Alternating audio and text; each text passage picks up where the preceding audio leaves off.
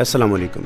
ये voice of America Washington है, programme जहाँ रंग के साथ मैं हूँ असद हसन। लेकिन आज ये प्रोग्राम जहाँ रंग नहीं है, बल्कि हमारी जो इलेक्शन के ऊपर खुसूसी नशियात चल रही हैं, हमारी इलेक्शन मैराथन का हिस्सा है। जहाँ रंग की ये स्लॉट है। मैं हूँ असद हसन और आज स्टूडियो में मेरी को होस्ट, मेरी शरीक मेज़बान हैं बहजत जिलानी, डॉक्टर फ़ारूक हसनात साहब से बात करते हैं। डॉक्टर हसनात, बहुत शुक्रिया वक्त का प्रोग्राम में हिस्सा लेने के लिए, हमें इंतज़ार करने के लिए। ये बताइएगा कि अभी बात कर रहे थे आदिल नजम साहब ने 3 बड़ी बात की कि अमेरिका के बारे में भी इमरान खान का एक मखसूस मौक़िफ़ रहा है, अफ़गानिस्तान के बारे में भी वो सोच बचार करते रहे हैं, और इसके अलावा जैसे जिसकी तरफ अभी असद ने भी इशारा किया था कि इमरान खान के एक मौक़िफ़ के ऊपर जो कि कहा जाता है ख़ास तौर पर तालिबान के हवाले से एक ज़माने में उनके नाम के साथ भी लफ्ज़ ये लगा दिया जाता था। तो आप ये बताइए कि इस सारे सिनेरियो के अंदर क्या आप समझते हैं कि तालिबान जिनके साथ इस वक्त अमेरिका भी बातचीत करने की कोशिश कर रहा है, इमरान खान एक बेहतर मदद साबित हो सकेंगे? इसमें जो इनकी पॉलिसी अभी उन्होंने बयान किया है, जो इससे पहले भी वो कहते रहे हैं, तो मेरा ये ख्याल है हम सबका कि ये फैसिलिटेटर के तौर पे तो ये जरूर आगे होंगे।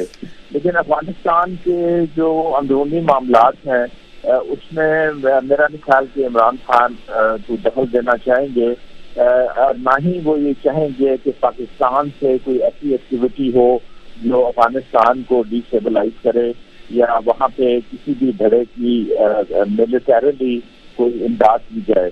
तो मोरलेस यानी कि मतलब ये है कि वो ये चाहेंगे कि अफगानिस्तान की हम मदद तो करें जहाँ तक हम कर सकते हैं, हैंड्स ऑफ पॉलिसी की हम। लेकिन फारूक हसनात साहब, ये पॉलिसी तो पिछली गवर्नमेंट की भी थी ना, वो भी नहीं चाहते थे वहाँ पे कोई मुदाखलत हो, बड़े क्लियर थे उसके ऊपर।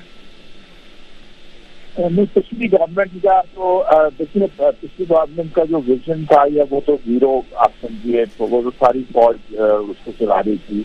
और मेरा नहीं ख्याल कि इस वक्त जो पाकिस्तान की खारजा पॉलिसी है अमेरिका की तरफ और अफगानिस्तान की तरफ वो फौज चलाएगी, वो यही चलाएंगे। ये तो बड़ा दिलचस्प आप मरहले पे लेके आए, मुझे काइंडली क्वेश्चन इसमें करने दीजिए। सो इसका मतलब है आप ये समझते हैं कि इमरान खान फिर फॉरेन रिलेशंस के अंदर और नेबर्स के साथ रिलेशनशिप में ड्राइविंग फोर्स पे होंगे, फौज नहीं होगी?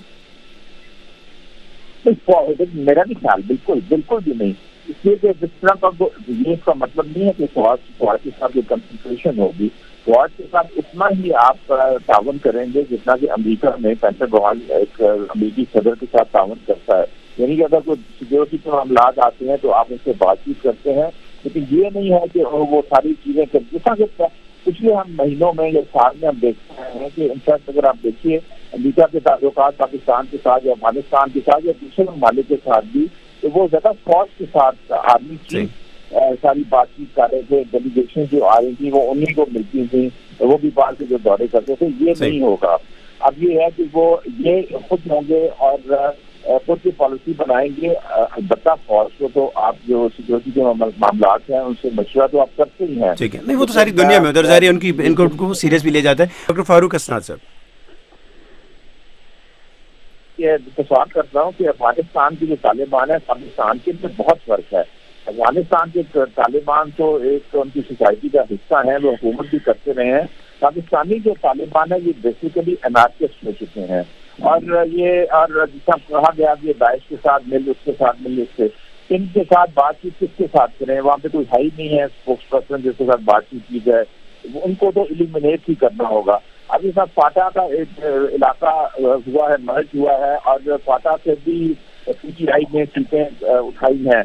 यानी कि वो पार्टी पहले नहीं होता था सियासी जमातें उस इलाके में जाएं, अब वो बाकायदा सियासी जमातें वहाँ पे काम कर रही हैं। तो इसलिए जब आप मेन स्ट्रीम से उनको कॉर्नर कर देंगे और उनको साइडलाइन कर देंगे जो वहाँ के तालिबान है पाकिस्तान के, तो एक तो वो एस्पेक्ट है। दूसरा ये है कि उनको मिलिटरीली भी पिन डाउन करना पड़ेगा, एलिमिनेट करना पड़ेगा। उनसे तो बातचीत का सवाल ही पैदा नहीं है।